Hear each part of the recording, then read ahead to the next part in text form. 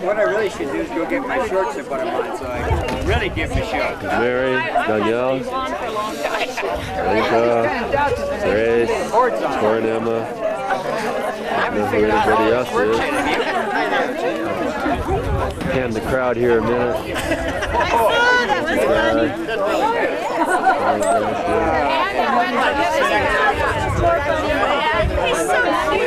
Yeah, I heard they're all over there with Shirley. Attention, please. These guys, I don't know who these guys are.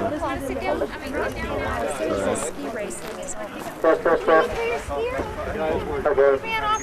We still have tickets here for the ski race. If anybody would like them, this is just about your last chance. We're going to go ahead and get it started here. Let's go. If you have not purchased your tickets, let's get them now. You think you're going to be here? Did you ski? All right, go ahead and throw them one more time. Let's see what they come out.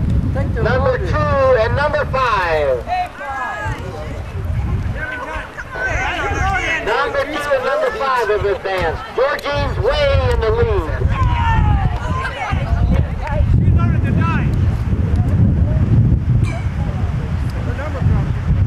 Number 1, yay, number 1. Where's the other number? I can't see it. Not another 2. If somebody keeps track of this, I don't trust it. Okay, throw them again. Okay, number 4. Hey! Number 6. Come on, rip these skis on. Throw those guys. You're not going again. Oh, yes, I am. Number 1 and number 1. Just to take 2. Yes, move.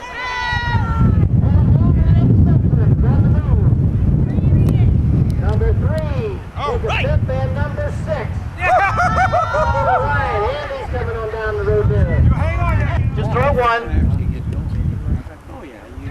All right, number 3 advances. Okay, now the other young lady. All right, number 4. All right, Bonnie's coming from the rear. Now we're all getting in the bunch here. As always, wins the race. Congratulations to Georgine. No one else moved. No one else moved. We still have to have the second party of this. Okay, throw the dice one more. Hold on, we just go one at a time now. Okay, now you. 5. And a 5. Everyone that has the 2-3 combination. Oh, we couldn't get anything. Please. Right. Oh, you got the 3-4. Again, I'd like to thank Jenny Newberry for taking care of that.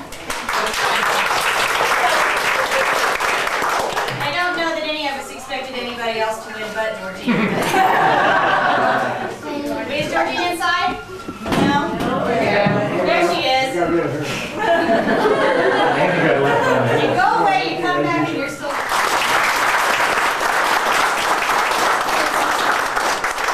I'm sure Maxine will give her thank yous too regarding the meal, but Bonnie did manage to thank people for coming and for the things they've done.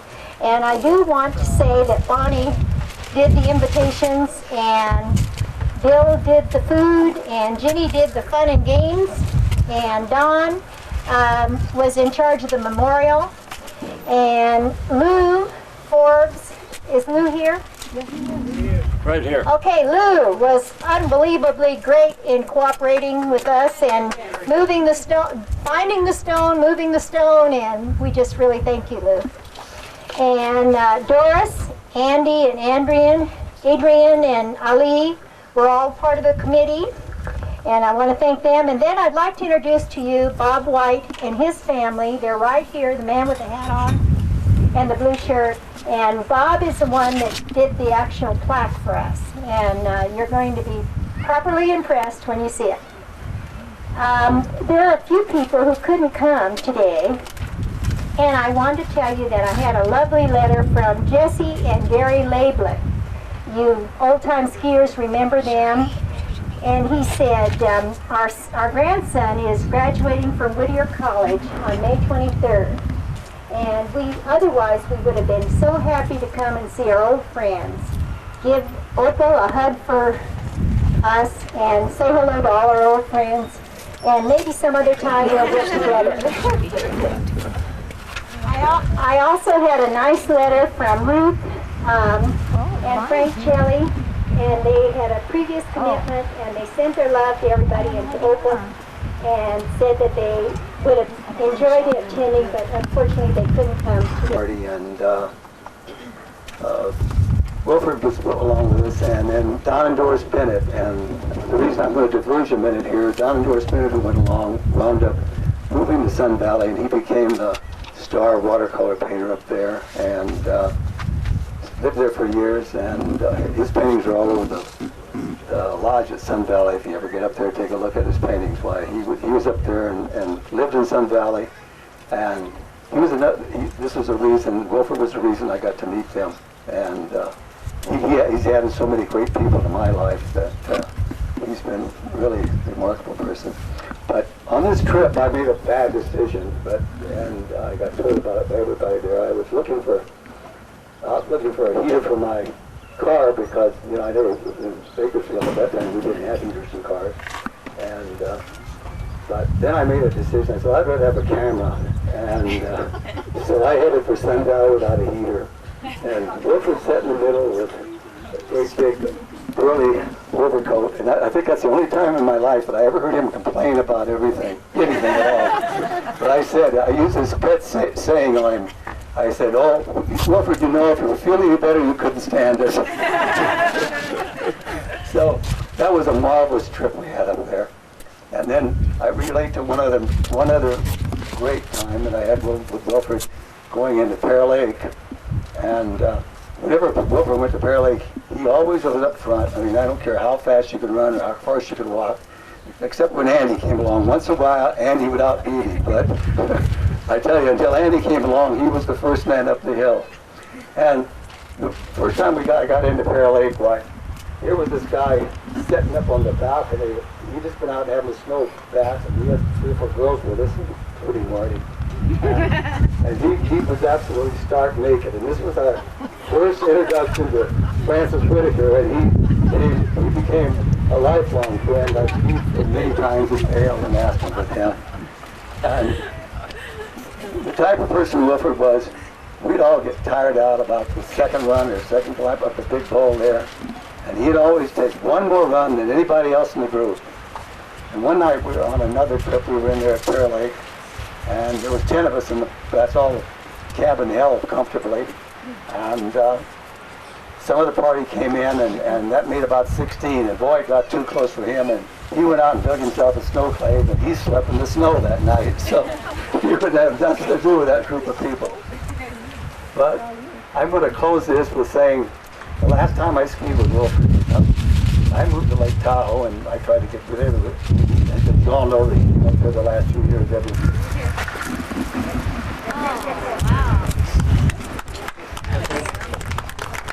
I'll get closer.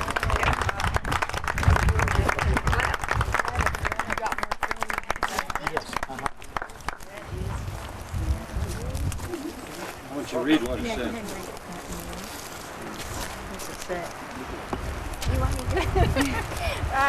Opal is overcome, so I'll read. It's Wilfred Levy, pioneer skier and mountaineer, founder and first skier down Shirley Meadows ski area, charter member of the Bakersfield Ski Club.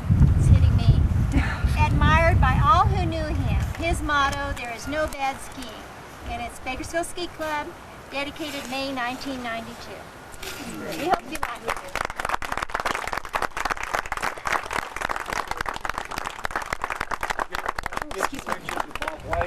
Bob, would you like to stand by this? And Lou? Oh. Let's get their pictures. I'm on blue. Here, Dad. Bob, come on up here and stand by this. Some people would like to know who you are. Oh, okay. Hold this. Our artist. Here, hold this just a minute.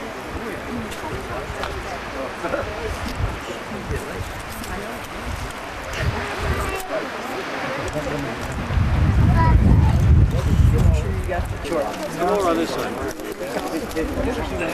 Get your ass